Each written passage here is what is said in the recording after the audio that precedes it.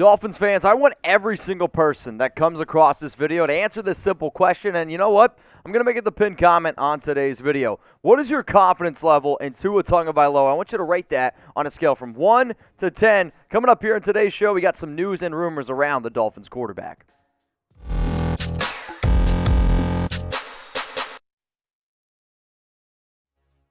If you're looking for the latest Miami Dolphins news and rumors, you are in the right place. Mitchell Renz from Chat Sports, ready to walk you guys through a lot of injury news and a lot of the stuff that head coach Brian Flores talked about earlier today. So what about Tua Tagovailoa? Is he starting Week 11? It sounds like the head coach Flores is actually pretty confident that Tua is expected to start up against the New York Jets in Week 11. He replaced Jacoby Brissett earlier in Week 10 because, well, Brissett had a little bit of a knee injury, got hurt, and I was on this show earlier in the week saying, man, if Tua's not 100%, I wouldn't throw him out there, and if I'm going to be 100% honest with y'all, I was very impressed by how Tua was able to handle himself and how the Miami Dolphins handled Tua in a very important game and a very, what's the right word?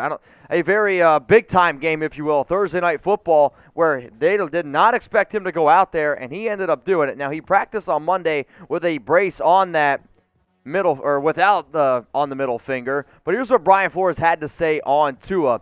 My expectation is he'll start this weekend. Obviously, he'll have some discomfort with the finger. Banged it the other day. We were trying to avoid that, but it happened. But he's had some time to rest it, and he'll practice today. So here are his numbers up against the Baltimore Ravens on Thursday Night Football. He was 8 of 13, 158 yards, 1 total touchdown, 0 interceptions. Now, sure, they didn't plan on having him play in that Thursday game because they wanted to have a little bit extra rest time, if you will, for their hopeful franchise quarterback in this Week 11 game. But he did at least have 10 days to rest. He's going to take it easy, I'm sure, this week in practice. They're not going to do anything too crazy. But now you're sitting here with Tua, and the hope is that he's going to be able to start again. So I started the video off with this question, and I'm going to hit you with it again. You're going to get hit with the YouTube ad break, so while that ad is playing, you might as well go down and answer this question. What's your confidence level in Tua Tagovailoa from a scale from 1 to 10?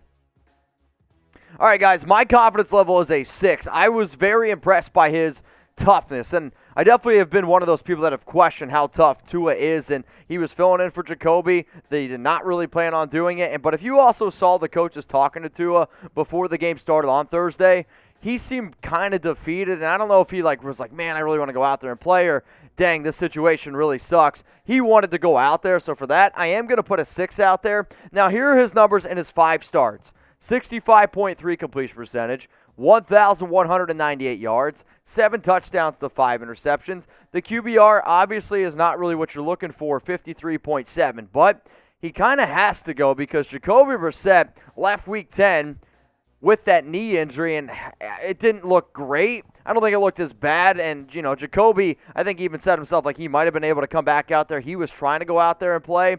But the fact that Tua had the offense rolling, the fact that the defense was playing so well, they didn't really have to risk anything by throwing Jacoby Brissett out there a little bit. So one of my biggest takeaways, though, from Tua, and honestly in this Thursday night game, was the toughness. Because when you talk about the magnitude of injuries, the laundry list of injuries that this young man has already had, obviously, he wants to prove a lot of people, and as soon as that game hit double zeros, and they beat the Ravens, there was so much emotion on his face, on his teammates' face. All the rumors this entire season, all the rumors from me included, I mean, I could tell that he was really happy that they came away with a win. Now, here are the numbers here with both Tua and Jacoby Brissett this season. Completion percentage advantage Tua, yards advantage Jacoby, touchdowns Tua, interceptions Jacoby. Overall quarterback rating is advantage Tua Tagovailoa. Now, you're going up against the New York Jets, and a lot of people are like, oh, it's only the Jets. And the NFL has taught us anything this past season. You can't take anybody lightly. Me included, I was like, oh, the Ravens, they're going to walk all over the Dolphins. And once you know it, Dolphins showed up, brought their A game, and they laid it to Baltimore. The New York Jets have shown this season, if you sleep on them, they can beat you. So I get that the over-under in this game is 45. Probably going to actually bet the over or the under in this one. The favorites, Miami, -3. So here's the question. Let's just say in a perfect world, we're on Madden, we turn the injuries off. Tua Tagovailoa, Jacoby Brissett. who should start. Type TT for Tua, or I want you to go ahead and type JB for Jacoby Brissett. I'm going to continue to type TT because if he's healthy enough, which I actually think right now he is actually healthier than Jacoby, I am going to go ahead and type my TT. Which, when you're looking at an AFC East rivalry game, these two teams obviously know each other very closely. Brian Flores knows the Jets well, obviously. The over-under, again, 45.5. If you want to bet on Miami and that -3, there's one place to do it and one place only. That's at chatsports.com/bet. Make sure you use the promo code Dolphins125 or else you're not going to get the 125% deposit bonus. So for the first-time users, if you put down $100, you're going to get $125 for free to bet with. Bet on any NFL game. Bet on NBA. I don't care, man. I want you to have fun putting some money down. One more time, chatsports.com/bet. Promo code Dolphins125. All right, let's get into some more injury news here. This time it's around Jason McCourty, and unfortunately for him, his season's over. Brian Flores said that McCourty's foot injury is expected to be season-ending, and McCourty was placed on IR after the Dolphins' Week 7 loss to the Atlanta Falcons.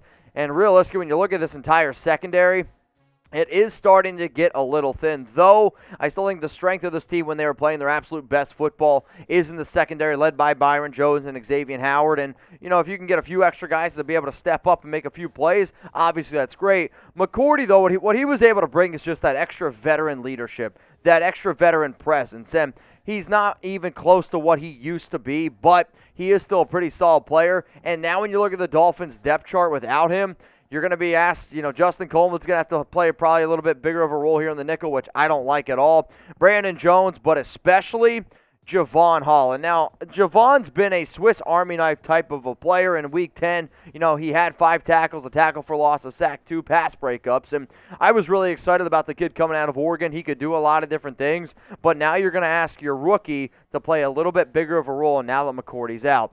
But here's what Brian Flores had to say on Holland. I think he's mature beyond his years. I think he's smart. I think he's obviously talented. I think he's very much so a professional. I think from an intangible standpoint, he's got a lot of things we're looking for. And you combine that with the athletic ability, his ability to do multiple things. If he keeps up with the way that he prepares, the way he practices, his intention about getting better, he's going to be okay in this league. And I actually 100% agree with that. I was really impressed by Holland. Now, I don't know if he would have been the first safety that I would have taken in the draft, but I have been impressed by his ability to play nickel, to play safety, and really be that true Swiss Army knife that Miami was hoping for. When you look at his PFF grades this season, 76.3, that's tied for 13th at safety. That's very impressive for a rookie. Run defense, 25th best. 68.8 at pass rush, and then coverage. The coverage is by far the biggest and most important one here. So the fact that he's 9th in the league, again, very impressive for such a young age. Now, if you're looking for Dolphins videos, you're in the wrong place. If you're looking for Miami Dolphins videos, then we got you covered.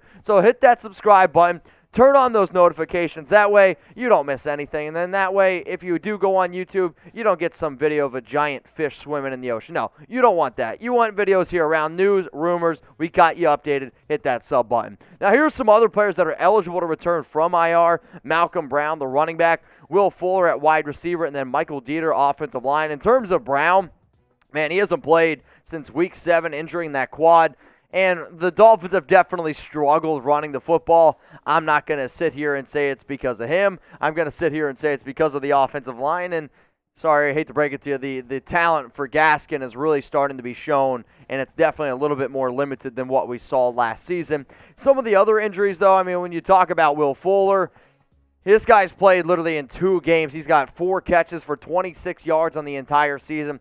3 of them came in Week 1. He's been kind of a big-time bust. But there's been a lot of injuries at the wide receiver position for Miami. Devontae Parker, Will Fuller, Allen Hurns, Lynn Bowden. I mean, it goes on and on and on. So hopefully Miami can get healthier as the season progresses here a little bit. And then the final injury, Michael Deiter. He hasn't played since Week 3 with a foot injury. I'm not sure how much more he would help the offensive line because the O-line has been an absolute disaster, though I will give him some credit. They played a lot better up against the Baltimore Ravens on Thursday Night Football, but when you really talk about what you're going to be able to get here from Deiter, maybe he can be an extra addition to the guard or center position, but from top to bottom, he's not going to be an absolute world beater, and this offensive line isn't going to get good overnight. So when we're looking right now at the Week 11 matchup, Dolphins on the road and in East Rutherford, New Jersey, the over-under again set at 45, Dolphins 3-point favorites. What I'm curious, who you got? Type D for the Dolphins, or I want you to go ahead and type J for Jets. And I ask this question because there's going to be some Jets fans that come across this video. I'm going to type my D for the Dolphins. They're the better team from top to bottom, and if they can just play even a little bit of the defense that they played on Thursday night, they're going to be A-OK.